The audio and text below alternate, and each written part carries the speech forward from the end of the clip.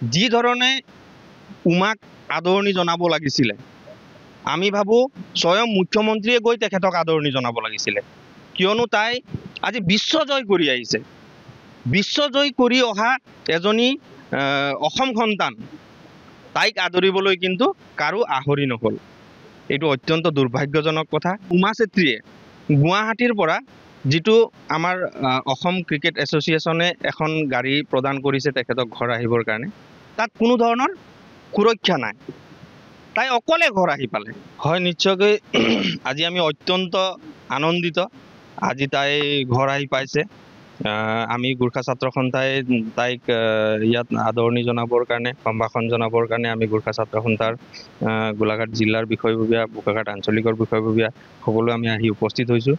কিন্তু অত্যন্ত দুৰ্ভাগ্যজনক কথা যে অসম চৰকাৰ তথা BCCI আমাৰ যি মুৰব্বীসকল আছে, অসম চৰকাৰৰ যি মুৰব্বীসকল আছে, আমাৰ মন্ত্ৰীসকল আছে, তেখেতসকলে যি ধৰণে উমাক আদৰণি জনাব লাগিছিলে, আমি ভাবোঁ স্বয়ং মুখ্যমন্ত্ৰীয়ে গৈ তেখেতক আদৰণি জনাব লাগিছিলে।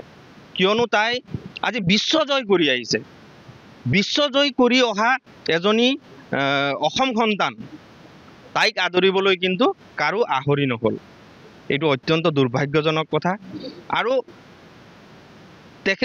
মানে উমা চেত্ৰীয়ে গুৱাহাটীৰ পৰা যিটো আমাৰ অসম ক্ৰিকেট এছ'চিয়েশ্যনে এখন গাড়ী প্ৰদান কৰিছে তেখেতক ঘৰ আহিবৰ কাৰণে, তাত কোনো ধৰণৰ সুৰক্ষা নাই। তাই অকলে ঘৰ আহি পালে। এয়ে অত্যন্ত দুৰ্ভাগ্যজনক কথা। এজন মন্ত্ৰীৰ পিছত যি ধৰণে সুৰক্ষা কৰ্মী থাকে, আগে পিছে সুৰক্ষা কৰ্মী থাকে, আজি এজন মন্ত্ৰী কৰিবৰ কাৰণে বা এজন বিধায়ক বনাবৰ কাৰণে কোনো ডাঙৰ কথা নহয়। কিন্তু এজনী উমা চেত্ৰী বনাবৰ কাৰণে বহুত ত্যাগ লাগিব, বহুত বলিদান লাগিব, আৰু এজনী উমা চেত্ৰী তেতিয়াহে মানে সৃষ্টি হয়। গতিকে তাইৰ সুৰক্ষাৰ ক্ষেত্ৰত যি ধৰণে মানে চৰকাৰ প্ৰশাসনে যি ধৰণে অৱহেলা কৰিছে, ইয়াক আমি মানে গৰিহণা দিছোঁ। আৰু আমি ভাবোঁ যে আমি কিছুমান মানে ঘটনাৰ পৰা আমি শিক্ষা ল'ব লাগে। যি ধৰণে আমি আমাৰ প্ৰাণৰ শিল্পী জুবিন গাৰ্গক হেৰুৱালোঁ, আমি সুৰক্ষাৰ ক্ষেত্ৰতে আমি ক'ৰবাত চাগে আমি ব্যৰ্থ হৈছিলোঁ। সেইটো কাৰণে আমি জুবিন গাৰ্গক হেৰুৱালোঁ। জুবিন গাৰ্গৰ দৰে আমি এজন শিল্পীক হেৰুৱালোঁ। আজি উমা চেত্ৰী হৈ থকা নাই। আজি অসমৰ, আজি ভাৰতৰ তাই সম্পদ হৈ পৰিছে। সেই সম্পদক সুৰক্ষা দিয়াটো কাৰ দায়িত্ব? তাকতো নিশ্চিতভাৱে সুৰক্ষা দি ঘৰলৈকে থৈ যাব লাগিছিলে। কি এখন গাড়ী দিয়েই তেখেতসকলে নিজৰ দায়িত্ব সামৰিছে নেকি?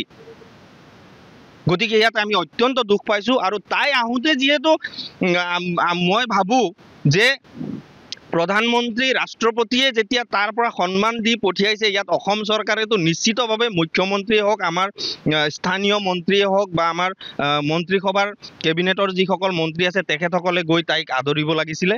কিন্তু তাত আমি দেখা নাপালোঁ। আমি গোৰ্খা ছাত্ৰ সন্থাৰ যিসকল আমাৰ কেন্দ্ৰীয় বিষয়ববীয়া আছিলে, সভাপতি সম্পাদককে ধৰি সকলো বিষয়ববীয়া আছিলে, তেখেতসকলৰ লগত মই ইয়াৰ পৰা নিজাববীয়াভাৱে তাইৰ লগত ফোন যোগে সম্পৰ্ক ৰাখি তেখেতসকলক লগ কৰাই তেওঁলোকে তাৰ পৰা বিদায় দি পঠিয়াবলগীয়া হ'ল।